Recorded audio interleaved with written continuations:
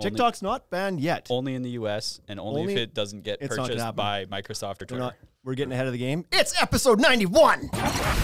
Welcome to the Ultimate Deck Podcast. Ultimate Deck Podcast. Helping you keep your finger firmly pressed on the decking industry, the people in it, and the information you need to master the backyard. And now, host of the Ultimate Deck Podcast, Shane Chapman. Why didn't anybody tell me that coffee was going to be really hot before I committed to a full gulp on the first swig? It's your new cup. Keeps it super hot. It is. It didn't have much work to do. I only poured it 6 minutes ago. But she's a toasty one. It's pretty hot. We are here. Shane Chapman, Wade Laurent. Hello. Bryce Wolniak. Wolaniuk. Whatever. You should spell that Just differently. Bryce. And Brandon Fuchs or never mind. Careful. Fuchs? We can wrestle right now. Fuchsy? Oh, is this We're the doing arm wrestling arm wrestle. episode? Three-way I'll arm be wrestle there, episode. Shane and I against Brandon Yeah. in the arm wrestle. That's our best shot, I think. It's a double team on Brandon. Tag team. Dude's a beast. We're here with Brandon Fuchs from, I don't know what you're from. You're all over the place. I've got a couple different names, but now we're just trying to stick with one name, so it's North Construction. Okay. Was it North Canadian Construction at one point? I like to call it North Construction, but it is North Canadian Construction. North Construction for short. For short. Or yeah. NCC or for NCC shorter. For shorter. Yeah, okay. Yeah. And so Brandon's a local contractor here in Regina, and so we're going to do some things with him today. Just podcast things. Not as weird as that sounded. I thought we were going to... The delivery was pretty suspect on that. It was, yeah. What do you boys want to talk about? We had a good conversation going before you. I want to go back to that. And I feel like because we I hadn't hadn't done that. I hadn't finished it. Yeah. Okay. So go ahead. So that it's like the value of pineapple is not strong enough to offset the picking of the fibers out of my teeth. That's all. We were going to do some things with Brandon, and then when we picked up where we left off, it was on pineapple. Like, we're leaving a lot to the imagination right now. Mm-hmm. Yeah. So... How about you? You said you like pineapple. I think he's wearing a pineapple shirt. This is how it all started. Bryce has a pineapple I have shirt. a pineapple shirt today. This kicked off the conversation. So I like pineapple well enough. It's fine. There's a song about pineapple. But it's a ton of work to when you get it from the grocery store. pineapple under the sea? That one? SpongeBob? Ooh. SpongeBob. Come on, you got kids. I don't have voices like that. I got them all.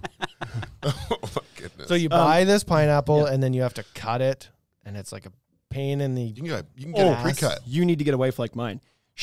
I agree. I also would not eat pineapple if I had to do the work to get to the fruit.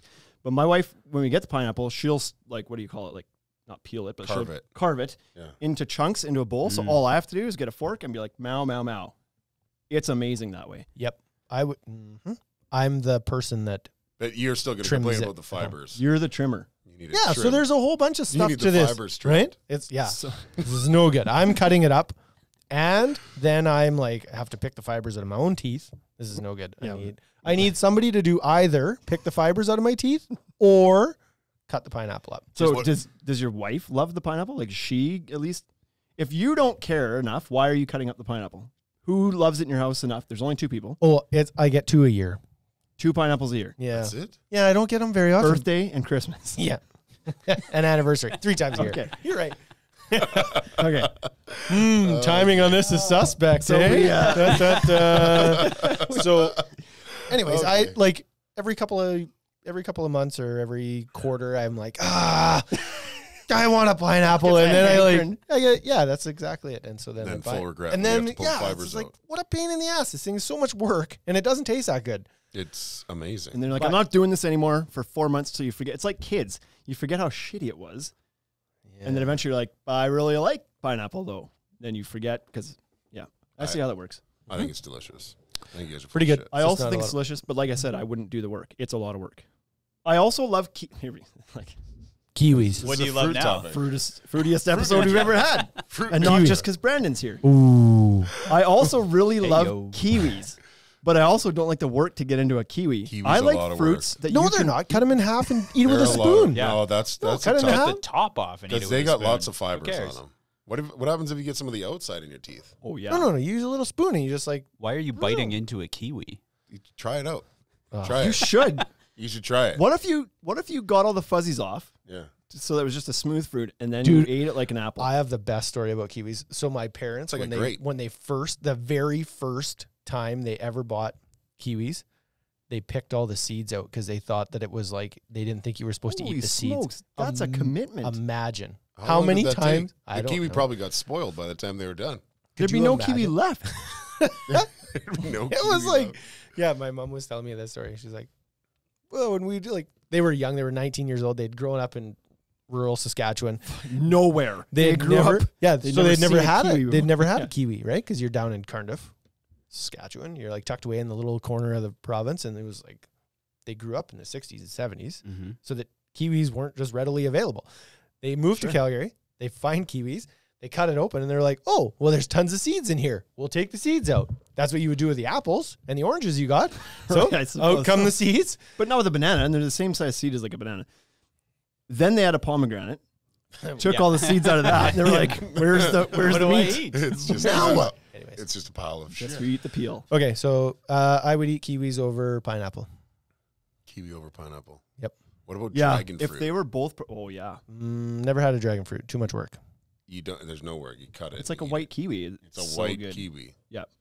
Okay. Well, but it's bigger, so no fibers. Like maybe this weekend. The work to reward ratio is higher. There you go. Because it's bigger and it's more there. It's got more. It's way bigger cool factor. Okay. Oh yeah. Like you're not called dragon fruit. That's way better than called anything else. You're not going to Instagram it about looks the scary. kiwi you like had. it looks like you're going to eat it and die, but it's delicious. What did you say? The reward to work ratio is good? I think that's what I'm going to do now. That's how I'll base my food on. Have you had a star fruit? Yes, I have had star fruit. It was really good. Weird. Somebody cut it up for me. That's why I ate it. Yeah. It turns out that Wade's favorite foods are those that are prepared. That's why I like restaurants so much. I don't have to do my own dishes. I just go there, eat, and then it's like, exchange for goods. Thanks so much. And I leave. That's what money's for, right? This is the guy whose episode was planning is everything. Planning is everything. Wants zero planning when it comes to eating. Just presented and in.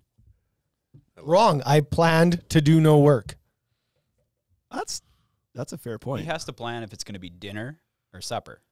Nope. Plan for dinner. Supper just happens. You open the can of beans. Is it dinner or supper to you? Well, evening meal is called what? Supper. All the time? All the time. Never dinner. Dinner time. What is dinner time? So when do you eat dinner? Ever? Is that not a word? You just said it was dinner time. But supper? Is that at noon? Supper's at dinner time. No, lunch. Yeah. Noon is lunch. So you have supper at dinner time? That's what he said. Yep. No, okay. Stop. I heard it. Rewind it back. That's lunch, what he said. Lunch is at lunchtime. Noon. Yeah. Okay. Noon, generally. Yep. Supper is at supper time. When is dinner time? Dinner time. Dinner time is, it's always dinner time.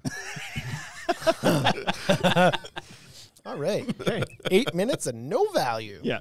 We just gave tons of value. Dinner is used for breakfast, lunch, or supper. Dinner is just dinner's a all name the time. It's for just the a act meal. of eating. Yeah, it's an activation.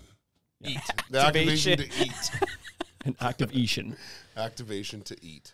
Okay. Are we done? Pineapple's good. We've determined it if you don't have to work for it. We like it. He thinks it's complicated. He's got a lot of prerequisites for pineapple. Right. And so where I would eat a honeydew melon over a pineapple. Now you're going to piss me off. Money melon. Honeydew. Honey melon. It's money melon. That's for old people that have dentures. Honeydews are largely flavorless. There's not enough going on in there. You just suck at picking them. No. It's like the sparkling water of the fruit world. It's like you expect it to be really good, and then it's never as sweet as it should be. That's so true. It's like, oh, that's close to a fruit. Yeah, that's close to an actual drink, but it's just put ice cream in it. Because like you come from like ice cream in it? You go from a pineapple or like a good watermelon. A good watermelon crushes a honeydew melon. A good watermelon crushes all things. Rotisserie chicken, steak. Yeah. There we go. A good watermelon wins all things. I agree. It's pretty good. Also, cantaloupe. We buy it in one of our Tupperware containers already cubed. That's how it shows up in my fridge too. Oh, you also. Do you have a magic coffee table? Have you seen that? No. The magic coffee table? We gotta show you this. If anybody hasn't seen the magic coffee table skit, look it up. It's so funny. Just put stuff on it and it disappears. The premise of it is like men are so oblivious to how the household actually runs that they think things just do themselves. Right. It's like the guy's like, I don't know, I just throw my gitch in the coffee table. And So it just gets done. The story behind it. The magic coffee table. The story behind it was the lady, she left him. Yeah. No, she didn't leave him. She was complaining about how she has so much stuff to do in the house. And he was like, okay, listen, I'm going to tell you the secret. This is a magic coffee table. She clearly doesn't know about this table. She doesn't know about the table. Here's what happens. You just I put my dishes there. I put my dishes there and then they just disappear. And so I wasn't going to tell you because I thought I was the chosen one. Right? And so, and she's the one doing it. She's like, you have to be kidding me. Happened. And he was like, sometimes I just pile as much shit on the table as I can to see if I can get it all. And she was like, and then she left him. She leaves, right? Yeah. And then so the detectives are there and he was like, my wife was abducted. And the one lady was like, I don't think it was an abduction. I think she left you. And the guy was like, no, I think she fell on the magic coffee table and took her away. And there was a male cop there and he was like, I have one in my house too. And the female cop left. Oh, the skit's hilarious. I have one of those. Super good. The irony of this whole thing is that I don't have a coffee table at all right now because we got the other one we had, we got rid of, and then we bought one, but it's taking months to get here, probably because of COVID. So I got no coffee table right now. So shit's piling up in my house. There's laundry everywhere. It's all in the same spot. The watermelon's not cutting itself up. Well, your magic boardroom is not working, so. Nope. No, I haven't blessed that one yet. I got to bring in an old priest and a young priest, and then that one will do tricks too. Yeah. Okay, I think it's time, right, Bryce? Is it time? It's time. Just so you know, Mom, I'm working on something very, very big, very important. You're going to be very proud. It's the Worldly News. Here we are with the Worldly News when the value really starts on the podcast. Let's get her. Okay, the first story of the Worldly News today is world's last Blockbuster video store is listed as an Airbnb I saw this. for sleeping over. I saw this. Yeah. Where is it again? It's in Oregon. Yeah, it's not somewhere you're going to go if it wasn't there. Well, right? You would now, though. I will now. You're thinking about it. It's like this weekend, actually. We haven't booked the hotels in Banff yet. We're detour. Yeah, you stay in a 1990s era TV Blockbuster with a big bed and all of the videos available to put in the VCR. Oh my God, that's what I was going to ask because I didn't hear that part. I was like, do they have a TV? And you get to just watch whatever you want. You just get to walk around the store. VCR? Yeah, VCR. They're still using VHS tapes? Yeah. Amazing. Incredible. That place will be packed. Guy's trip. I think it could be a guy's trip. Absolutely. So I was sad to hear because there was actually there was 3 of them left and 2 of them were in Alaska. Operating as video stores still. Yep. And I don't know if this Oregon one was. I don't think so. But the ones in Alaska, they survived for the longest time, and now COVID shut them down. And so that was kind of, they had become tourist attractions, but they were still legitimately renting videos. It was a real store still, but most of their revenue was from people coming in and taking pictures. Okay, so here's the kicker. It's only $4 a night. What? Yeah. What are the late fees? The video, exactly. What are the late fees? Check out you got to check out at 8 a.m. And if you're after 8 a.m., it's $75 late fee. Okay. That's not sustainable. Yeah, they've got to put a model in where they can be around for a little bit. I think it's because it's the 20. How many people get to stay there? What's the capacity? 20. I didn't see that. COVID. Part. You're sleeping with 30 of your closest friends. Full party. Full party mode. Full, pajama party. Pajama party. Okay, next story is woman celebrates 103rd birthday by getting her first tattoo. What was the tattoo? Come on, I didn't Bryce, get that far. Sorry. If you're going to look the stories up. Could you imagine small Get the frog. punchline. A small frog. Where would you put on her arm. Yeah, on her arm. Why? Next. Okay. What is it? Can you even make that frog look anatomically correct? Oh, but I bet you can make it do tricks. Right? Yeah. Its tongue is constantly fishing for flies every time she moves. So 103. You have tattoos? Yeah. And did it say what the meaning was behind the frog? No, just because she wanted a tattoo before she died. And it was the first page of the book before her arthritis acted up in her wrist. Exactly. She was turning so she pages. could see it all the time. She got to F and it was frog. Yeah. Okay. Good for her. Why not at that point? The fear that people have with tattoos is like, yeah, but what's it going to look like when you get older? She passed that. Yeah. Yeah. Right? She's still got a year left. The skin's already gotten loose and then petrified again. Like Only they might have just left. drawn it on with chalk. I actually think, like, statistically, she's negative 19 years. You know what I mean? Yeah. She's gone past the thing. Mm-hmm. Right. She's got a Benjamin Button this ship right now. Okay. Last story.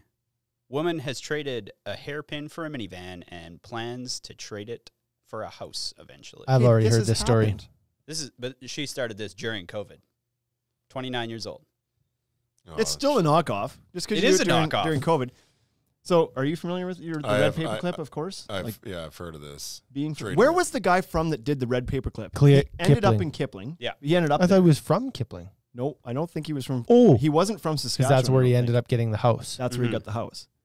So I don't even know if he was Canadian, for sure. He might have been, but he was not from Saskatchewan. So this guy, because these people won't know this story. That's right. This was probably 10 years ago. Yeah. This guy decides he's going to go on a mission of trading up items until he gets a house. His goal is to end up with a house. He started with a little red paperclip, and he traded for whatever. I think one of his first trades was he traded a red paperclip for a cabinet door handle that was a little made out of clay with a face. It was the dumbest thing. But he traded up, ended up with a quad or something at some point. Kept trading up. Ends up with a house, but it's in jokes on him. It's in Kipling, Saskatchewan, right. Population 800, whatever Kipling is, right? And he was, I don't know where he's from, but not here. Not here, but now he has a house in Kipling. And now Kipling has a monument there. Yeah, they have a giant red paper. There's a giant red paper. Oh, I didn't know that. Yeah. Mm-hmm. Oh, they're reaching for that one. So this girl is just they're reaching for that. Well, they needed something. They're trying to get let's be honest. There. What else? Not reaching too far because it's clipped right where they left it. It's a functional paper. Functional giant paper clip. It's holding some giant papers in the park. That's right. Until the wind picks up. So what's her? Same thing. She's starting with what? She started with a hairpin, like a bobby pin. Okay. This story actually kind of pisses me off. She traded the last thing she traded. It's not original whatsoever. To get the okay, fine. Have you heard? I'm done with this girl. Have you heard about? I hope she fails. I hope she does not get a house. Have you heard about the Trolls doll? She'll trade for the house in Kipling that guy got. Watch. That's the plot twist. Do you want another one? Yeah, I have another story. Yeah. Have you heard about the Trolls doll that makes a disturbing sound when touched in the groin? Yeah. Yes, I have. Yeah. So Hasbro made a toy. I could play the sound, but oh yeah, play the sound. I haven't actually heard the sound yet. So there's outrage, and Hasbro's gone back on this. While he's finding the sound, I'll tell the story. They've made a doll where the button to make the doll do its giggle or its laugh, whatever, is in the doll's crotch. Okay. So you have to go up the doll's skirt and press the button, and then it giggles and whatever. And there's a whole movement. Boy. People saying really? Now's the time, as we're talking about Epstein and all these kids going missing, whatever, that we're going to normalize getting touched in the baby button, and then the doll enjoys it, and they're like, this is messed up. And so Hasbro's come back now. But what? Like a gasping sound. Did you hear it? I know some of you may not like. Oh. You're gonna have to rewind. So that. No. Especially somebody post. There it is. That's the sound. Does 3 sounds. Like a gasping sound. Ugh. So somebody posted about this and was like, the real thing to be watching for. This is all conspiracy theorists, so I loved it. And was like, I'm hook, line, and sinker in on this one. So huge pedophile ring trying to be broken up right now. Media won't cover it. Nobody's talking about it. It's just it is giant worldwide stuff. And then we're now in the process of covering everybody's face. And so your face has to be covered all the time. And it's dude, pay attention. Because now people can steal your kids and you won't even know who it is because their face is covered. But not even to mention that, your kid could get stolen, and if they put a mask back on that kid, which they're supposed to in public, boom. Now you can't identify him. Right. So it's just yeah. Anyways. This is crazy. The world's a messy Next place topic. right now. Sorry. Let's get to a real topic. Right? Let's get to a nice topic. Way to lead us down that hole, Bryce. Let's stay positive here. Okay. Next. Are we done with the worldly news? We're done. That's what we're going to end on? God. I have another one. Okay. Let's just do Is it a happier one? Yeah. Is it something about Pizza Hut? A guy thwarted a pizza robbery by throwing ball of done. dough at the guy. Called it. Is in New Jersey. He tried to rob a pizza place, and the guy just like the guy behind the counter. Yeah, big ball of dough in the face. covered him in dough, and he hit the door on the way out. Knocked him out. Knocked him out. Yes, that is there a video of this? No, there's no. Oh, video. there should so be a video of that. That'd be fantastic. What do they call that in Jackass? Antiquing, when you hit them with a flower. yeah. This is like an advanced antiquing. antiquing. So, okay. All right, Brandon, you got the rest of the show. Next 40 minutes, all you. I'm going to go downstairs and See you later. Yeah. I'm going to fall asleep. Okay, let's get to know Brandon. We're 20 minutes in. 20 minutes. We like pineapple, and the news is Love crazy. pineapple. The news is disturbing. Tell us a little bit about you. We met, I don't know, kind of when we opened the store a little bit, 4 or 5 years ago, and at that time you were doing garage floor coatings, Superior. Superior So Garage. let's give the history of how you got to where you are today and how you got into construction and a bit about yourself. So when I was a little kid, I watched Bob Vila instead of cartoons. Oh, nice. That's that. Are we going that far back? Absolutely. Sure, Bob Vila. Do we have enough time? Yeah, 40 minutes. Next And time on then, this old house. What we've talked about for the last 20 minutes shows we don't value time at all. So take whatever you need. No, as a kid, I kind of knew I was a little bit different, I guess, because cartoons and stuff were obviously enjoyable, but construction was more things that enjoyed me, I guess. And went in a different direction and ended up actually working at the refinery as a scaffolder for a few years. And then decided that wasn't for me and went on my own and started a small renovation company, and learned really quickly that the customer relationship wasn't really something I was ready for, or at that time I wasn't interested in. And then came across a garage floor coating system in Phoenix and realized that there was nothing like that in Regina. Awesome. And we lived in a province that was minus 30 to plus 60, and it just kind of made sense to bring that into our city. So then started doing some research, and 10 years ago, there wasn't the ability to do as much research, I think, as there is today. Right? You've like bust open the encyclopedias. Yeah, no. Garage floor coating. Google was still there. Garbage. Yeah, Google was there. So, met a guy in the middle of Iowa that was this, I'm not going to say his name, but he was like the garage floor guru. He did Jay Leno's garage. He's done a lot of different garages. So this guy trained us. We drove there 17 or 20 some hours. I don't know when it was, through blizzards and all kinds of shit. And then landed in the middle of nowhere. And I was like, what the hell are we doing here? Like, this guy's going to teach us nothing. Taught us a couple things. We had 2 days of training. Gave us a Swiss Army knife and said, you're set. Is that a true story? Yeah. It doesn't sound to me like you could make that shit up. No, he literally gave us a Swiss Army knife. Did you, It was only this had a 2 blades. scam? It was not a scam. Pay him money? Like he was okay. I did not pay him money. We bought product from him. So, left there, threw all that shit out the window on the way back. Like as we were coming home, I was like, oh, this is stupid information. The knife too? The knife, I never used it. Do you still have it? I don't know where it is. My kid actually asked me for a Swiss Army knife. So they're coming back. Yeah. So anyway. They've never died. Like Swiss Army knives are probably one of the most recognizable knives in the world. Right, but not for garage floor coatings. What is the connection? I feel like this Can was some opener. sort of metaphor. I feel like Yeah. it was a metaphor that he was giving. He's like, you're going to have to be all things. Yeah, like No, it was like, you use this as a can opener. And I was like, the coating comes in a pail. This is going to come in handy. yeah, basically that's what it was. So anyway, started doing garage floor coatings. We ended up doing, in our first year, like maybe 5 or 6 garages. Second year, like 50, and then grew to doing around 200, 250 garages a year. Nice. And recently got rid of that.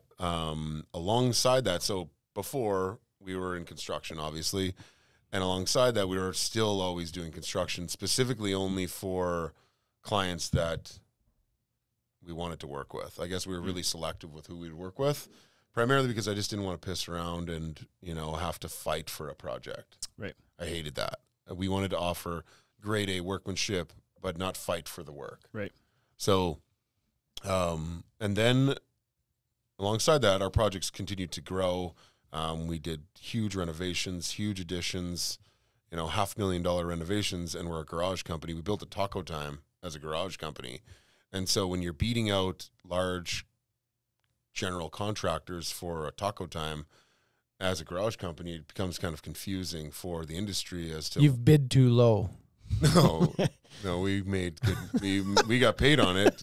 I was going another direction. I was like, Taco Time knows what they serve for food, and they need a floor coating that cleans up real well. Yeah, that's right. It was all tile. That whole place was all tile, so no coatings in there. It wasn't upselling.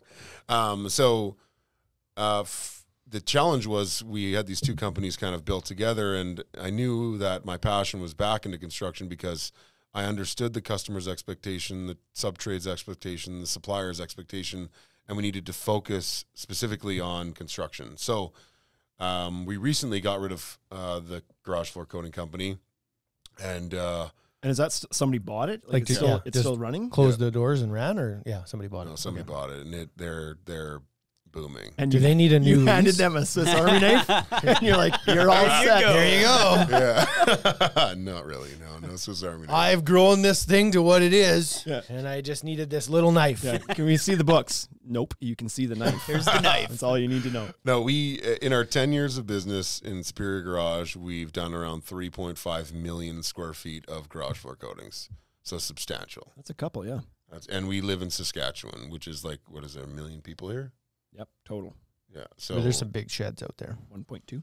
Yeah, but you know what? The market share for that is like this big. So we capitalized on the majority of the market share. So anyway, got rid of that, and now we're in a position to focus on construction. We've been slowly positioning ourselves to focus on construction, and we've kind of built what I believe is a really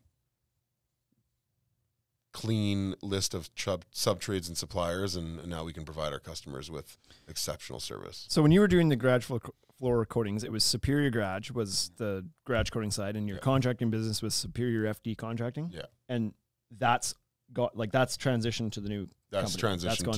That's transitioned to North Construction. I believe I've asked you this before, but the FD. Yeah, that was, I had a partner. Fuchs and Dice. Yeah. Okay. So I had a partner with that, and then he moved to Vancouver and has started construction there as well. So both of us kind of were in that game. Perfect. This is going to come full circle. He's going to end up working for you. I can see where this is going.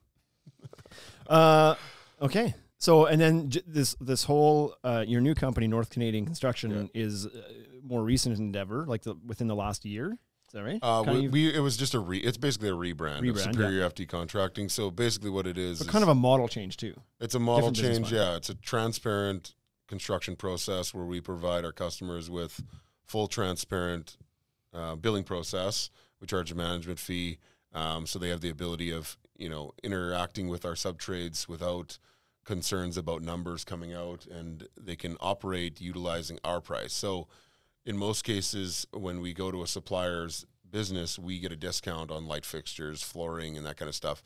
And with most construction companies, those numbers are then marked up again. So they're dabbling with the supplier end, getting a little bit of markup, and then they're dabbling with the markup just that naturally that comes with it. Whereas we give our best price. So I will consistently work with the same sub-trades and suppliers to allow them to trust me enough that they can give me the best price possible, because if it's not them, somebody else will, and then I will provide that same discount to all of my customers. And then you're just marking up a percentage on top of it, on top of the overall super transparent. That's interesting. It's a neat way to go about it, and I'm sure a lot of customers would appreciate that, because you hear a lot from one of the common complaints about contractors is the lack of transparency in their pricing. A lot of people are like, I want to see a line by line breakdown of what this has cost me, and contractors are always like, nope. Yeah, and it's hard for them to show that. I can literally slide the invoice across the table, and it will show my discount to them. Yeah, and then I mark up the number after the discount. Interesting. Do you ever get pushback from people with how much your margin is, or do you find that you're qualifying your customers enough that they just they know that up front and they're like, yep, I'm good with whatever the number is? Yeah, that was the other thing actually I noticed. We just did a site walkthrough today, and when all of the trades come to site, we've been there 3 times already.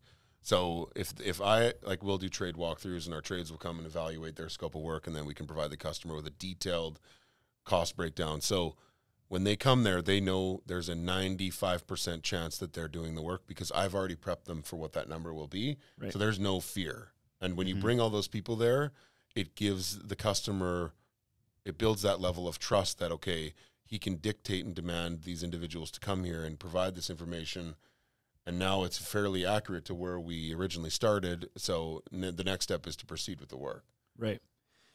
Yeah, it's interesting because of the transparency of it, it leaves the homeowner with very little unknowns and little what am I trying to say? There's like no apprehension that you're going to try and screw them over because it's like, well, he'll show me the invoice. And there's nowhere for them to kind of push you, right? To be like, we'll do it for less because you're showing them what you paid for it. Yeah. It's like, no, I can't do it. This is what I'm being billed. And you knew at the front when we signed the contract that it was X% on top of this. So it leaves them no room to later be like, well, you were like, so then you do a little better on something, right? Yeah, this isn't an anomaly. Like their home builders have done this for years on like custom homes, and it's called cost plus. Right? Yeah, so this isn't cost plus. This is kind of like fixed cost plus. So because I bring all my sub-trades and suppliers to site to review their scope of work, and because I give them so much additional work that if you messed up in your estimate that day, that's on you. We can't go back to the customer for our inabilities to not complete our tasks. You just have to own that because somebody else will be better than you. So when you come to site and you look at your scope of work and you give me a number for that scope of work, even if you can't see all of it, you should be educated enough to know what's inside of those walls to make an educated decision. And then you put forward your best price, and then we move forward with that. If things come up along the way, you need to absorb that because that's for you to get better, I guess. Does that make sense? So if there are unknowns that are discovered, though, I assume you have a process for. We do, like a plumber comes in and like, I wouldn't work for you. And that I'd be like, no dice, I'm out. Because if I open a wall up and there's aluminum wiring in there, and everything but everything on the outside looked like it because the last electrician that went through changed the plates on the outside and didn't follow code. And I'm looking at proper plates and I'm like, oh, well, there's the right fixture on there. There's a current fixture on there. So legally that electrician would have had to touch it. But it turns out it was the homeowner that did it. And I open the wall up and it's aluminum wiring. I'd be like, yo, I didn't know that was there. Somebody tampered with that wall. That's a little different, but to solve that problem, when you go to site to review your scope of work, you could look at the electrical panel and you'll see the wiring because it's identified as aluminum wiring. So you would have had an opportunity to take a look at that. They're held to their scope of work. But there may be some scenarios. There's some scenario. There has been scenarios where there's things come up, but like we try to provide enough information to everybody so that they can provide a really qualified price, and then the customer doesn't have any uncertainties. Because if you come back and we're doing a $500,000 renovation, and all of a sudden I have $150,000 worth of extra things that just came up. Within like within who has $150,000 just kicking around to throw down when they're already probably at their max budget. Bryce does, but he's like yeah, exactly. Well, it's because of the pineapple shirt. Thrift shopping. How I got it. So we try to provide as much information, and in an instance where we can't provide a detailed breakdown, we will put a budgetary number in there, and I try to manage that as much as possible to not exceed that number. Yeah. I think that's good. Like that's a good business plan, right? Yeah. And I'm sure you can put that within your contract as well, that there may be some unknowns. There is. We have that in there, but this is a scope, but there's a chance that we open this wall up and this happens potentially, right? Or whatever. Because as soon as you open a wallet, you have to go to current code. Right. Yeah. And that's not anybody's fault. It's like shit's changed in the last 30 years. It changes every day. It changes. And so when I open that wall, you as a homeowner, you have to know that I'm going to find some stuff, and by law, I have to bring that to code. Yeah. But I think I think the way that Brandon's approaching this too, with such transparency and openness to this, I think would also make people feel more at ease when there is a change that needs to happen. You know, it's kind of almost like the Mike Holmes effect. It's like, we just trust you. We know you're doing it right because you're open and transparent. We know that.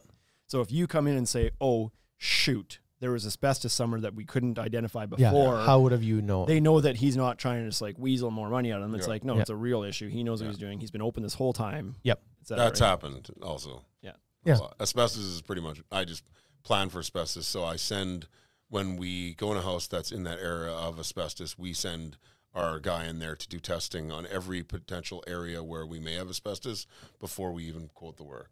Yep. So what do you do to, this is obviously, I assume, maybe I'm assuming incorrectly, but you're obviously, like, this service that you're providing, to the depth and the level of detail that you are, I assume this is more of a kind of a higher end service you're providing. It's not somebody who needs, like, it's not somebody who's getting 3 quotes off Kijiji that you're wanting to work for. You're wanting people that are okay with maybe spending a little bit more because they know they're going to get it all done correctly. Yeah, what are you doing to qualify those customers to make sure you don't get the ones that are... We immediately tell them that we're not going to be the cheapest bid. If they're looking to bid against somebody, I'm not really interested in it. Right. We recently took down our Kijiji ads. Stop doing that.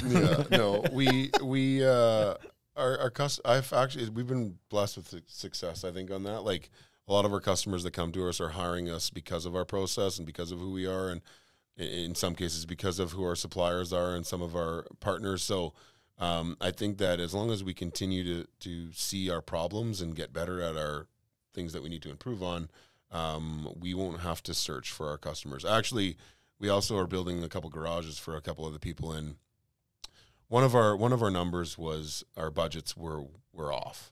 It happens, and it's not something that I'm proud of. Like, I'm usually fairly accurate on our budgets, but in this scenario, our budgets were off. So we looked at every option. And then the way we build our garages is we hire a framer, we hire a sider, we hire a shingler, we hire individual trades that's kind of their superpower, I guess. Most efficient at each.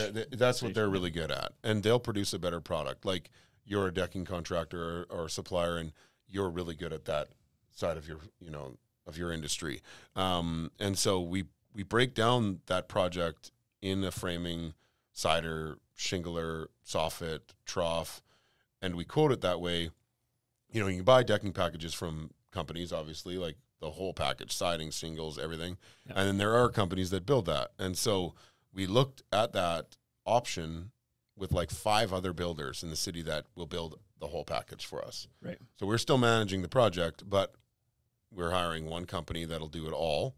Mm-hmm. And we priced that comparison to our process, and we actually became almost equal in most cases. In some cases, cheaper, because some of these people value their time a lot differently, and, they can charge a little bit more on the shingle or the siding, or it doesn't really matter. If you're paying $7,000 for the build versus a breakdown of this guy doing this and this guy doing this and this guy doing this, we learned that our process actually can be very competitive in price as well.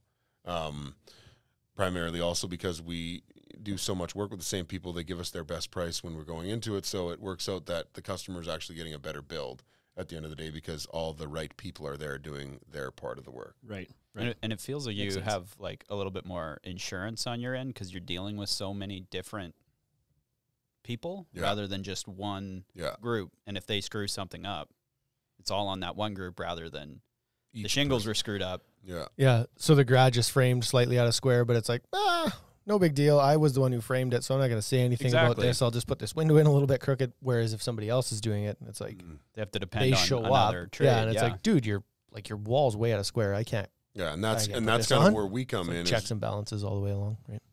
Where we come in is we're kind of the realtor for construction, where we'll micromanage that process to make sure that people are, following the process and making sure that they're giving the customer the best product at the end of the day. Yep. Perfect. Got a comment from Regal Ideas, and they say that this is the best approach that you're taking right now.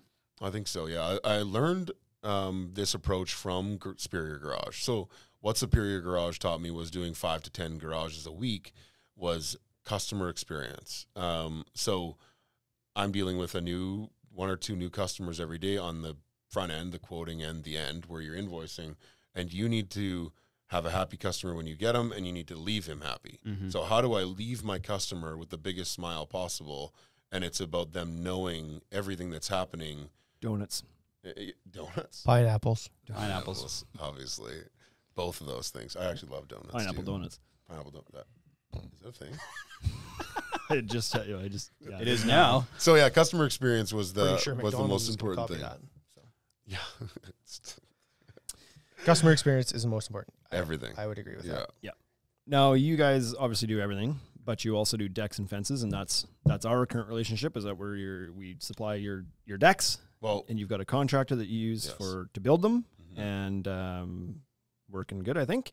And so what is it about fences and decks? Like, did you always do fences and decks, or like, are you willing to do anything that your customer is asking you to do? So they want to do landscaping, or when did you start saying yes to fences and decks? Or why? Well, COVID came and obviously made everybody a little bit fearful for their life, I guess. Not me. Well, whatever. Heart of stone. Yeah, whatever. Shit my pants for 3 days straight. Yeah. So I was actually in the middle of building a auto body shop during COVID. Okay. We were rebuilding one of Regina's biggest auto body facilities, and we've also renovated their house. So it shows that the level of work that we'll do will be a fence, or we'll build an auto body shop with a spray booth. That's state of the art. So during that, we were building that, and that's a large scale project, but I was kind of intimidated by the potential that, we might have to take some smaller projects on. So a few fences and decks came up, and, we put those in the hopper and scheduled those in. And from a customer's perspective, they're hiring us as a general contractor, and then we're hiring a subcontractor to build that deck, and then that subcontractor is buying the materials from you. So from somebody that doesn't see the value, they're going to look at that and say, why don't I just go directly to the subcontractor? Well, everybody has a different perspective of doing things, and I represent the customer. So if the subcontractor's chest puffs up because he's pissed off about this, that, or the other, the customer's not fighting with him, I am. Right. And so that provides a little bit different scenario for the customer, that they have somebody mediating that process. Yep. And now what value do I provide to the supplier is that I provide consistency, where it's like, my subcontractor, I will tell him to go buy at this place because this is where we buy our stuff from. Right. And so we have a little bit of control over that. And what that does for the suppliers is they then are more excited to work with us because they know they're not fighting for that work. You're giving me your best price, and I don't need to shop around and look for a better price because I've already been given it. And if I'm not, then that's an opportunity for the supplier to get better. My subcontractor knows that I'm going to be continuously giving him work, so he doesn't want to argue about the little shit, because it's just going to end that process and somebody else is going to step in. So we're not for everyone. Yep. But we're for the people that are educated enough to understand the value of hiring somebody that does this stuff. Yeah. So it's a similar approach that we take to what we call our managed install service, because some customers just want that. They want that liaison between them and the contractor. They don't want to have to go get 3 bids and try to choose one and not know how to even choose a contractor. And they've already been here and dealt with us. They feel comfortable with us. They'd rather us just kind of like find somebody for them. And so in a way, it's kind of a similar kind of service, I guess. It's not a large part of our business. We don't promote it a whole lot. It's just like, if somebody wants us to manage it all, it's like, sure, yeah, we can, you can pay for it all here. We can line up the contractor. We can get the permit. We can put the guy in site and just make it all happen for you. And, a fraction of people are like, yep, that's exactly what I need. I just want hands off. I just want it to happen. You guys are great. Do it. Yeah. Yep. Whereas other people are like, I think I'd rather go find somebody, because they're more budget conscious. So they're willing to put in a bit more work to get the result that, And I think the result is always the same at the end of the day. It's how you got there. Yeah. Right? Like, and what the product looks like at the end of the day. Yeah, exactly. I feel that the way we got there is the most effective, and the product should be the best. Yeah. Awesome. Okay. Now, just to change gears a little bit here, like I said, you've always got something going on. A couple years ago, and this year, because of COVID, unfortunately, it's a down year, an off year.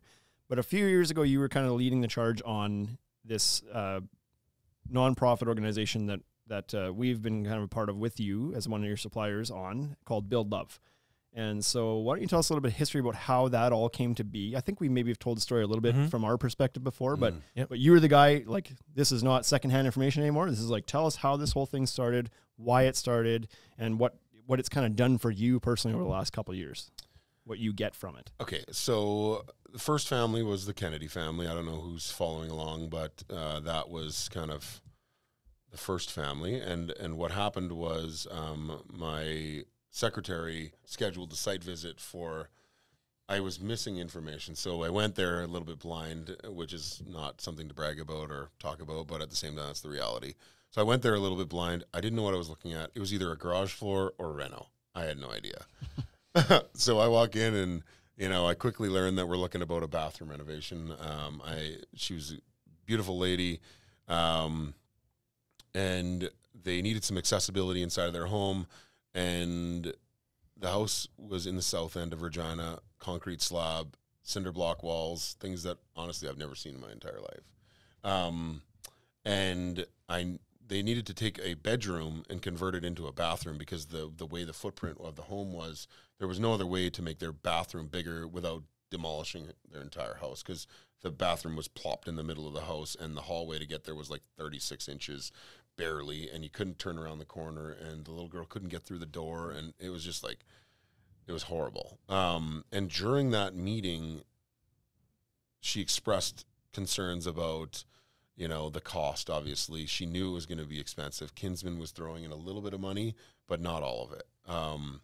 And in my mind, I'm looking at it, and this bathroom's $70,000, and it's going to open up like all the unforeseens. Like, this is one of those ones where it's like, we just opened up 700 unforeseen things, and we went from 70 to 200,000. I know everyone's like, a bathroom, $200,000 bathroom, like that's insane. Well, slab on grade house, brick walls, everything, asbestos. We had literally everything inside of this house. Yeah, your roof trusses are sitting on the cinder block wall you're about to move. So now you're now you're moving, adding beams and changing roof. Yeah, crazy. And we're widening a hallway and putting some bigger doors in.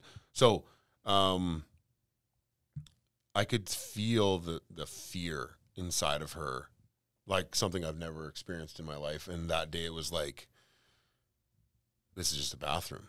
Like, just like it's just a deck for you, but it's just a bathroom. And I can make this bathroom happen with my eyes closed, like tomorrow, and with a couple simple phone calls. And so I didn't even measure the room. I knew I was going to do the bathroom for free.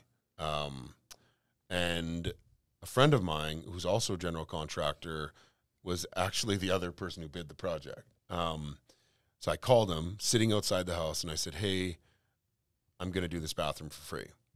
Do you want to partner up? And so, dude, there's underbidding, and then there's what you're doing. Come on. I guess I'll just shred my quote. I was about to send it this afternoon, so probably no point in me sending that, I guess, right? Yeah. So they felt something as well, and we built a team of young, crazy entrepreneurs, and quickly knew we had something. And it went from like in a reactive, it was just like a snowball. Started with a bathroom, and then quickly somebody said, hey, I could do a deck for you. Or maybe I persuaded you a little bit. Wasn't the way I remember that, but it took a little more pride, and you're like, what are you talking about? What are you doing? We were you talked to me. We were at the Trademark home. They were doing a show home. Oh, yeah. And there was, we were out on the patio. Right. And it was all closed in, and we were just doing a tour of the house. And you were like, here's what I'm working on. Are you interested? And I just said yes. Yeah. And you're like, what? I didn't even say how big the deck is or anything. I was like, doesn't matter. And that's what it was with easy everyone. Enough. And then I came and I talked to you and was like, this is what we're doing. I remember a bit more pushback than that personally, because I think our relationship with you prior to that was like, you had gotten a couple quotes in our very first location when we were first open. And like the only conversations I had with you were, you can't touch my price from Freeze Tallman. And I didn't even get a chance. Like, I was like, screw you, man. Give me a shot to quote it at least. And then also it's like, hey, you want to come give a bunch of crap to free for my job I'm doing? It's like, well, I don't know. What is he up to? Like, yes. Oh, well, I'm glad you'd have to buy a screw from me, I guess, before I start giving you shit for free. Big ask for a guy who hasn't shopped here yet. But anyways, the more we learned about it, shoot your shot. The more you pressed us, the more you pressed us, and we learned about what you were doing. Then it became pretty obvious that it was like, well, this is a pretty cool thing to be involved in. Yep. Yeah. Well, and truth be told, at that time, Freeze Tallman was our. And we still work with them, but they were our lumber supplier, and they were our all things supplier, and you guys were fresh off the market. And, with how our business even operates today, we're cautious with entering into new things because we've got such solid relationships. So I would have puffed my chest up like that for you, for then I would do it for you today. obviously. Yeah, now we're on the other side. Now you're on the other side, yeah. So it's good to be on the other side. Good to know that somebody out there is getting that. You can't touch my price from the Ultimate Deck Shop. Absolutely, that's where I'm at. And the guys at Windsor are like, yeah, we can. We all buy the same shit from the same place.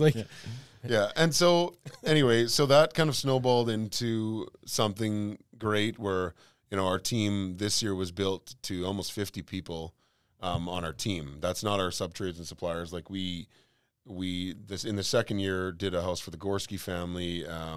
Bonnie had MS, and we added in an elevator. Like it just kept growing and growing and growing. And this year we had some really big plans, but obviously COVID came and had another decision. And so I hope to reactivate that in the future in 2021. I know we're going to pause for this year because we don't know what the next couple months look like, and I think it's it's better for everyone just to err on the side of caution right now. Well, and at the start of the year when you need to start doing your fundraising and planning everything, that was right in the middle of it. Yeah, I had a concert planned. Good luck going and asking suppliers in March or April, like, hey, can you throw 20, 30 grand at this again this year? Yeah, do you know what's going on? Yeah, I just laid off all my employees, nope. Yeah. So we're going to take a pause from that and hopefully reactivate that in 2021, hopefully. Yeah. Good. COVID goes away. Yeah. It's been a bit of a phenomenon. I know that it garnered a massive amount of attention within Saskatchewan and beyond, for sure, that project. And I don't know whatever happened with it, but I know there's some people that we were, buddies with out in Toronto kind of wanted to do the same thing and hooked them up with you guys. And I don't know, nothing. Well, the Maryland Dennis Show got attention. The Maryland Dennis Show caught attention. SaskTel was in a strike last year, and we needed to live stream this, and we didn't have internet. So, and they're in the strike, and it's like we need the best internet possible because we're live streaming, and we had like 4,000 people watching this live stream, and Maryland Dennis flew down and filmed the entire reveal. So we were going somewhere. And I don't know if any of you know who Marilyn Dennis is, but she's basically like Canada's Oprah. Yeah. So that was Canada's really cool. Martha Stewart. Yeah. I would have said. Yeah. And then they were like, yeah, we need you guys to come down. I was like, I am not coming on the show. Like, I'm not the guy for the show. So Amanda and Christy went down there and were on the show, and they actually donated $5,000. And, it was, we were going in a really big direction. We had a huge concert planned in Evraz. And then it all came to a halt, and I remember we were having a team meeting, and I was like, we're done. Like, there's no way we can do this. And it was probably the most emotional day I've ever had in my life that day. But, you put 50 people through the ringer and grind them, and we work and build out an incredible structure for 2020, and then all of a sudden comes to a pause, and it's like, that was shitty. Yep. But we're resilient, and we pick ourselves up and get back at it. And what it actually did for me was it gave me the ability to focus my attention on my construction company, and gave me the ability to refine what I was doing and make it the best possible process. And we're still building things. We've got a loyalty program and some other things that we're doing, but it gave me the ability to focus my attention. And also getting rid of Superior Garage also gave me the ability of focusing my attention, which was unique. So yeah, for sure. So the unfortunate side effects of COVID with Build Love are obvious. How has COVID also affected your business? Because it's affected everybody's business. Yeah. But in what way? How are you handling this with the new company that just kind of launched? Well, I guess rebranded and rebranded, reorged a little bit, right? And so what's it doing for you? Well, to be honest, I'm busier than I've ever been in my entire life. Not having Superior Garage gave me the ability of focusing on what I really want to do and grabbing that. I told my son the other day, he was like, yeah, I want to play in the NHL. I was like, well, then just go do it.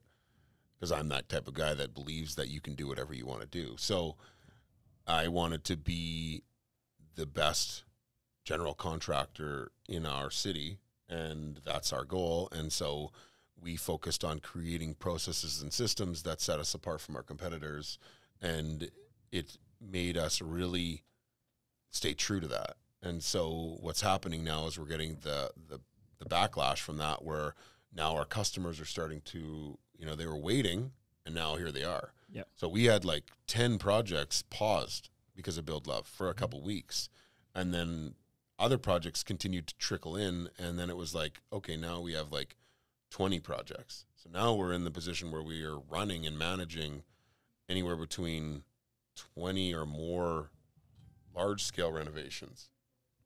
How old's your son? He's 12. 12. Okay, so I'm just going to provide some perspective here with a funny little story.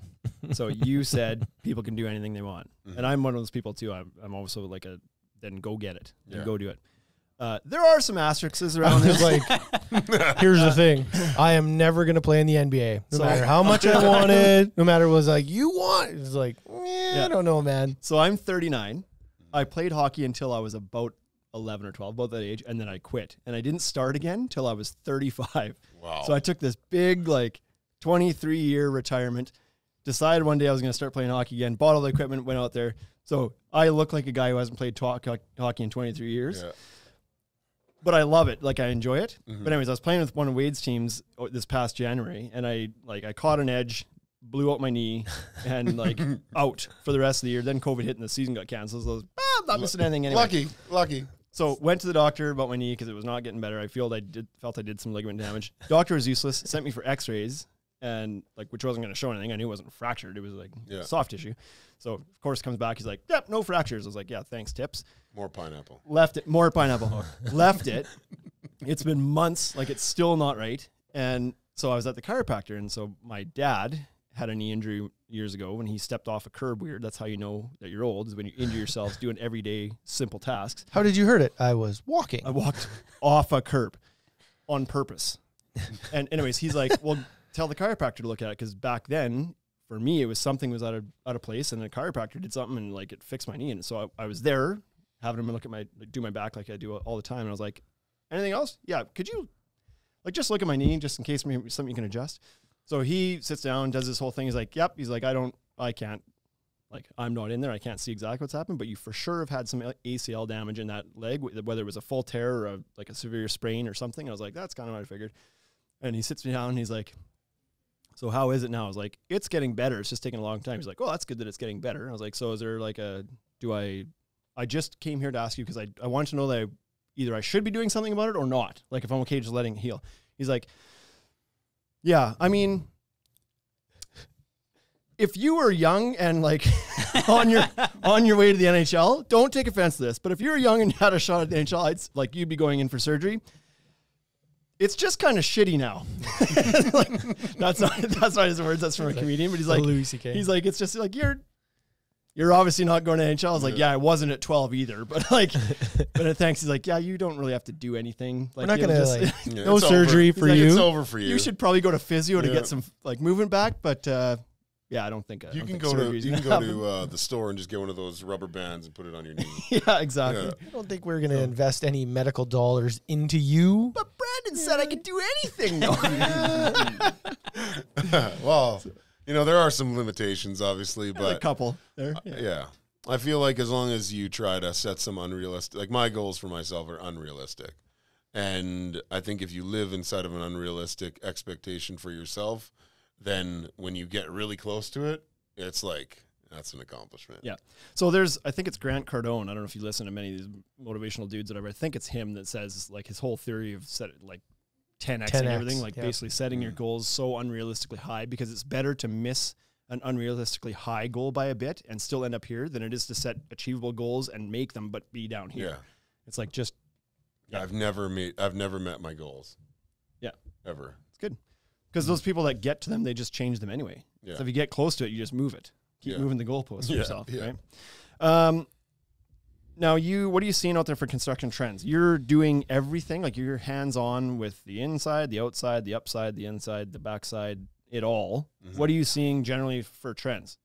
So we work with a couple different designers in town, and so I used to, in another life, say that I could design your kitchen or your bathroom or your renovation, and I've learned that that's not my wheelhouse anymore. I could probably get away with it, but that's not my wheelhouse. And so my wheelhouse now is managing that project and basically taking the trends that have been created by our designers and putting it together. Right.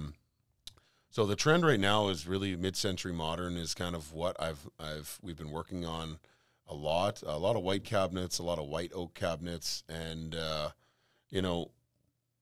I think that trend is existing inside and out. And it's I like that move towards the white oak. I like that everybody's going back to oak. I like the grain pattern of that wood. We just did a project for a customer that has the traditional gold and oak kitchen. Yep. And I was like, what are we going to do here? Like, we're not touching the cabinets. That wasn't in the budget. So we ended up putting pot lights in, newer black light fixtures, changed all the hardware, and then incorporated like a gray tone floor and with the black hardware. And this, like, it looked phenomenal. We'll be selective with what we take before and after photos of, because we don't want to necessarily always take pictures of things that we don't necessarily always want to do. Like, our goal is big, huge additions and big, huge renovations all the time. But obviously you do some of the other things along the way. This one turned out really, really good. And I was like, this is when you trust a designer. It's like, I'm just going to step back here and build whatever you tell me to build, because I'm better at that. Yeah. So we just kind of go with what they go with, because they're the ones who know the trends better than we do.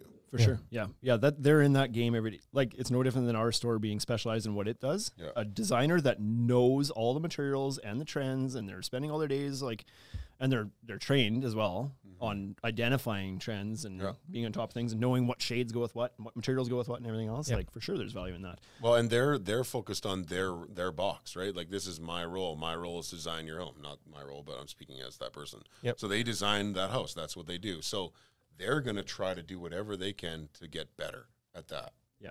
And so I'll never compete with that. I'll never compete with a deck shop, right? So it's like, that's why we hire professionals to do each portion, because I will guarantee I'll produce a better product, because I have everybody behind me we're not a jack of all trades. Exactly. You're working with the masters of every trade. Yeah, I can do it all. Like, I've been that guy that thought I could do everything, and then quickly learned I'm not that guy. Like, in my own house, I could tile my own bathroom, but my guys are so much better. Yeah. Yeah, you can't master it all. Like, I think we're all there. Like, I can also, I drywalled and mudded my whole basement. It's like, it for sure took me way longer, and the finish isn't as good as if I would have hired a guy who just does mudding and taping all day long. There's a funny thing right now. Again, Sean from Premier Outdoor Living gets mentions on this podcast every other episode, I think. Yep. But he just posted a picture. They have a pretty good sized project going, and he's like, they're masters of landscaping and deck building, but they've got that big screen room or like covered room with the TV and whatnot, that the back is getting some sort of stone on or something where the TV is. And so they had done like an initial coat or whatever.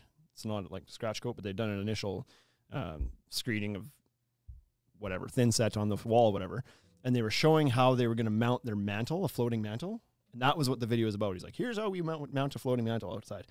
And some guy was like, great tip, but that scratch coat in the back is an absolute an abomination. It's like, he kind of laughed. He's like, yeah, I was like, but that's because they don't do that all the time. Like, they handled that themselves, but it was like, wasn't the best job, because that's not what they focus. That's not what they know. That's not their job. Like, when we were focusing on garage floors, like, I if you were a customer sitting across from me and you didn't hire me, you must have been on something, because like, I literally knew every product that was out there. We were the best in that industry, and we still are. Like, when you dive into something and you become the best at that trade, there's nobody that can touch you. Yeah. You know, that might be a bit ego and confidence, but you have to live like that in order to be the best version of yourself. Yeah. What I like, just to go back a little bit and speak to the entrepreneurial side of how you got started and whatnot, I like that your story started with finding a product that wasn't available here but did exist, and you just brought it here. Because I know early in my journey, before I went out and I was still working corporate jobs and whatever, but I knew I wanted to get out and do something. When I was young, I always thought I had to come up and invent something. There needed to be something new that didn't exist at all that I had to do to be able to come out and be successful at something. And it wasn't like, we were not the first ones to build a deck store. We just brought the idea here. Yeah. And that's where 98% of entrepreneurs are made, is by just identifying and bringing things to new markets. Not that they invented the wheel. Yeah. And, you know, because that's way more hard to do. But you can get into something by, like, it's no different than the cycle clubs that are here now, you know, or the trampoline parks. Like, all that stuff was somewhere else first, and it just came here later. And you can be a successful entrepreneur, you know, borrowing ideas and bringing them into a new market. So I like that that's how you started, that you were the first garage floor coating, but you didn't invent it necessarily. No. So That's good. Now you're working on something new. The reason you're at our store here today, before the podcast, Something we were doing very big. Yeah, He's really proud. just so you know, Mom. And you're dubbing it NCC TV on YouTube. Tell us what that is and what people can expect to get from it. So we did a pilot with you today. We're hoping to air our first episode on YouTube sometime in October. And NCC TV is basically a platform that is a YouTube channel that's designed for builders, homeowners, and do-it-yourselfers to provide them with a wealth of knowledge in construction in one specific area. Being that we're in a general contracting box, I guess, we are surrounded with deck questions and how to put in a door or how to build a kitchen or how to do this or how to do that. And we're trying to provide people with enough information so that if they're either a builder or a homeowner or a do-it-yourselfer, that they can come to us for that information and trust our process to execute in their cities. Right. Yeah. Okay. We forgot to touch on that part too. Just to step back a little bit. You're operating NCC here in Regina right now. Yeah. But you've got. Do you want to talk about beyond that? So our big goal, and I have unrealistic expectations, and this hopefully is not unrealistic, but it's my unrealistic expectation, is to provide Tim Hortons is Canada's coffee. You can whatever. It really is. I agree. But I'm trying to provide Canada's construction company. So Right. I want this model to live in every city across Canada. And Isn't I want that SNC Lavalin actually? You should get funding like they do. what? Canada's construction company, SNC Lavalin. Well, whatever. I am Canada's construction company, so I don't care if there's another one. You're not catching up who that is though? No. Do you remember, like they're Do the you heart follow- of the government? Like they're. Do you follow politics at all? No, I don't. Okay, so they were like, the Liberal Party was like funding them, and there was like they were bidding on all these different jobs across Canada, and then like SNC kept winning and winning and winning, and it was like they were getting all these. There was a ton of kickbacks going back to the government, and it was like a hot topic. But Yeah, anyways, we're transparent, so that shit won't happen on our side. But they're also paying for prostitutes for their customers and like all this dirty That's stuff, weird, bribery. Like they're a lot of deep shit. But anyway, turns out they're not. Turns out they're not. Nobody, like, nothing happened. One guy had to step down. Trudeau's buddy. Yeah. He stepped down, but Trudeau got to keep doing his job. Yeah. Anyway, so our plan is to expand. Yeah, order in the court here. Order in the court here. Enough politics. Our plan is to expand across Canada and provide this same level of quality and expectation for customers in other cities. We can do that alongside our designers, and we can provide people with, the same trust. Am I going to be renovating your home in Calgary? No. We're going to be looking for project managers that have the same level of expectation that I do, and manage the project with the same processes that we have here. right. So that's our goal. And the idea is that NCC TV will put us in front of those people that either would want to be our project managers in another city or would be interested in potentially trusting us to either build their home or renovate it for them. Yeah. It's a good brand play to start getting your name into those other markets that before you kind of physically need to move in there. Mm-hmm. Do you envisioning rolling that out all at the same time? Are you going to pick 12 of Canada's largest markets and just go? I'm going to wait for things to happen as they happen. Right. I'm not going to just say, okay, we're in Winnipeg Kipling today. Oh, Kipling? Well, they got a red paper clip. Traded up for that house. paper that needs painted again. Yeah. No, I'm not going to say that we're in Winnipeg tomorrow and just say we're in Winnipeg. I would like our customers to trust us in those cities. And so it's much the same as it is in Regina, or in Saskatchewan, where we're not having to fight for the work. I don't fight for projects. I want my customer to trust everybody behind us because we're the best decision for them. Right. And so when the customer is in Winnipeg and they trust us, we'll build the same process there. Right.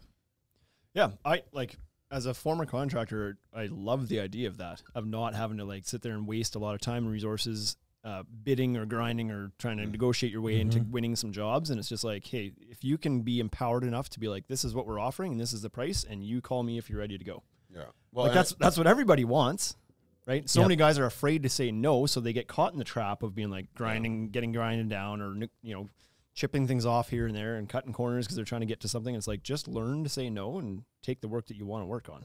Well, the other thing that happens too, like if a customer's bidding on, let's say a customer, whatever it is, commercial or residential, puts out a bid for a project, and this project is a large-scale renovation, and the general budget's X for the electrical or X for the plumbing, and nobody's had the ability to actually review that scope. Now you've got 5 or let's say 4 electricians pricing this one thing, and it's like, no, this is our budget. Well, that's not enough money to do the work. Yeah. Well, you have to do it for that because that's what we budgeted, and this guy's going to do it. And so now they're like, well, shit, I need the work. So I just say yes. I take the job. I'm losing money. Yeah. But my guys are working. And now I'm pissed off, and I'm on a job site where, like if I'm an electrician, I'm on a job site that I'm pissed off because I have to be there because I need my guys to keep working, but I'm not making any money. Yeah. So that comes through in your work. Yeah, you're disgruntled. And, That shows in your quality of your work. If you underbid it because you had to, and you knew you underbid it when you went into it, but you had to do that because you need to keep your guys going, that's just not, I hate doing that. I hate seeing that shit all the time. And I wanted to build a system that didn't have that anymore. Like, I don't bring 2 electricians. It's one. Yeah, that's good. And it's the same guy, and he takes care of us. And when something comes up, he takes care of it every time because we're loyal like that. Yeah, that's good. You've got a strong network. Has there been anything coming out of there that we need to touch on? Roasted Right said former contractor, question mark. I don't know what the question was. Yeah, I don't build anymore. Yeah. You must have been a former contractor. Is that I said as a former contractor, and clearly is that Marty? Yes, it is. Okay. Yep. Oh, okay. Marty, I haven't built anything for 3 years, so professionally. Anyway, yeah, you've built this like trusted network of people, and I like what you're doing. I think it's like the way you've built it is good for the customer. It's good for you. It's good for your trades. Good for your suppliers. Like, everybody's in a win-win-win-win-win situation there. Yeah. And that's what's it's not one. I'm not managing one person's expectation. I'm managing the contractor, the supplier, the customer, and my own. Yeah. And if everybody isn't excited at the end of the day, then the quality of the work will show through that. And I think that if you can exceed the expectations of all of those individuals, your quality of work will exceed your competitors all day. Yep. And I'm ruthless. Like, I want to win every project. But I know that some projects aren't for me because that customer we might not mesh. They might not appreciate and understand what we're doing, and that's okay. Yep. Because we would have wasted each other's time. Yep. And you need to go into it knowing full well that the service you're providing is not for everybody. It's not. And as soon as you come to terms with the fact that, like, listen, only 20% of people that need a renovation done are going to appreciate what we're doing, then you don't worry about losing the 80. In fact, you're not even going to talk to the 80. Yeah. Yep. Well, and you'll qualify them out, right? You look at the people that have had horrible experiences in construction and renovations, and I would ask them, would you go down this road? Because let's say that they said no at the beginning. I don't want to operate that way. That percentage is too much. I don't want to do it that way. But if they would have said yes and had an exceptional experience at the end, they can't go back in time. Like, you know what I'm getting at is like some people just are freaked out by that and then have a shitty experience and then live with that regret of what if. And I want them to live with that a little bit because I want them to get better, and I try to give as much information walking into the project so that they know everything. They know everything. Like, leaving this process and going to this process is a lot more risk because you don't know what you're getting into. Yeah. So we try to educate them right from the moment we walk in the door. Good. That's key. We've talked about it in the podcast before that, like, educating up front, for one, it builds a good rapport and trust between you when you start with that. You start with educating instead of selling. Yep. But it's just like, again, the surprises that we mentioned before in a previous podcast, it's like if you educate something about expectations or how products work or how this is going to go, and then it goes that way, then it's like, that we knew about this because he taught us about this. Yeah. As opposed to trying to cover your tracks later when something happens that not even cover your tracks, right? It's just like, I didn't know the boards were going to shrink that much. Why are my miters all open? Yeah. Sounds like an excuse that you're covering up, right? Yeah. And as a contractor, that's what it was. It's covering your tracks. Like, I lived as a general contractor the other way too, where it was like, I just gave a price. You know, I was like, here's what I think. Hopefully I make some money. Yeah.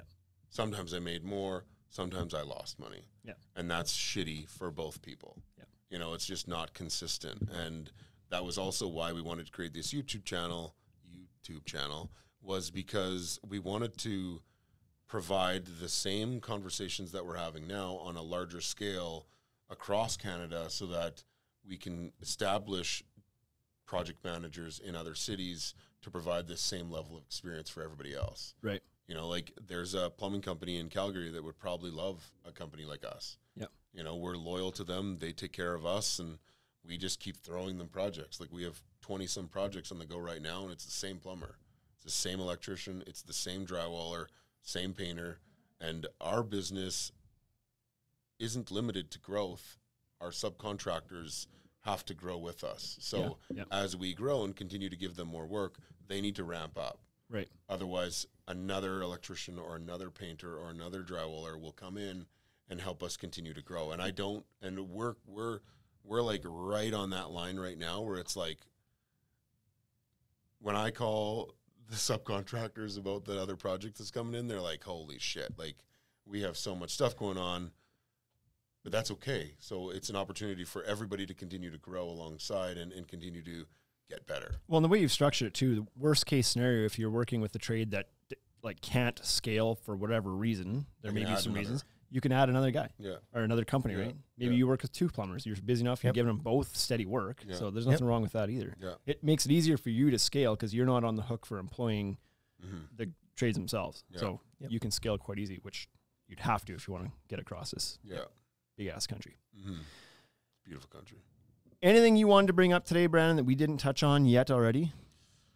Well, originally when I walked into this podcast room, I pretty much shit my pants a little bit because it's pretty high tech in here. Like you guys, I watched this podcast a couple times and this little thing? It was like a couple mics here. And it was like 12 cameras on this side. The dude in a pineapple shirt, which I love. We've talked about shooting it back the other way so people can see what we look at, but we don't know that we've ever done it. Yeah. Like it's intense. This is intense. I see your kids come here a lot because the whiteboard's got some scribbles on it. Yeah, or that's actually just Bryce's, right? Yeah, that's just him planning. Yeah. Like he's on his knees and just scribble. Just scribble. Never judge a creative. Yeah. Right? They have their process. There's a name for that, isn't that? Where people like just start with the lines, like creative people, they start with a line, they start drawing and squiggle, and like ideas come to them as they go. Isn't there like probably? Yeah. Anyways, my 3-year-old has that down pat. Yeah, I think that's just our brain at night. Yeah. But I think like I think that I have nothing to say other than I think this is a great setup, and I think you guys are doing some great things, and I'm excited to be a part of this. We're having fun with it, that's for sure. People always thank us for the podcast and stuff we're doing all the time, and it's like it's nice to be thanked. It's nice to know that people care and value what we're doing, but at the same time, it's like I look forward to it every week. I have fun with it. You know, we talk decking all day, every day in kind of a repeatable fashion, but we're more in control of what we talk about on this, and we can have some fun with it, and crack jokes we wouldn't maybe crack down there, kind of thing, and just so it's I don't know, it's kind of something I look forward to, kind of like off gas at the end of the week as well, or middle of the week in this case. Okay, buddy. Well, thanks for taking time out of your busy day to join us and provide some value back to the people that are listening to this, and good luck with everything you got going on. Thanks for having me. See you guys next week. Subscribe to our YouTube channel. Lots of stuff still pumping out there. Thank you. You've been listening to the Ultimate Deck Podcast. Ultimate Deck Podcast. Brought to you by the Ultimate Deck Shop. Shop with us at www.ultimatedeckshop.com.